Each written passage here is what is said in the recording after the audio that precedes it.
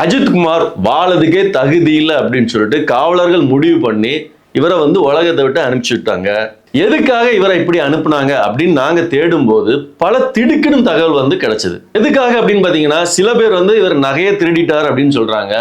சில பேர் வந்து கம்ப்ளைண்ட் கொடுத்த அந்த நிகிதா அவங்க வந்து 100 ரூபாய் கொடுத்தாங்க, இவங்க 500 ரூபாய் கேட்டாங்க அப்படின்னு சொல்றாங்க.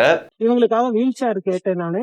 அவர் வந்து வீல் சேர் கொண்டு வந்து கொடுத்துட்டு காரை நானே கொண்டு போய் நிப்பாட்டிட்டு வரேன்னு எங்ககிட்ட கார் சாவி வாங்கிட்டாரு. இதுல எது உண்மை அப்படிங்கிறது வந்து கடவுளுக்கு தான் தெரியும்.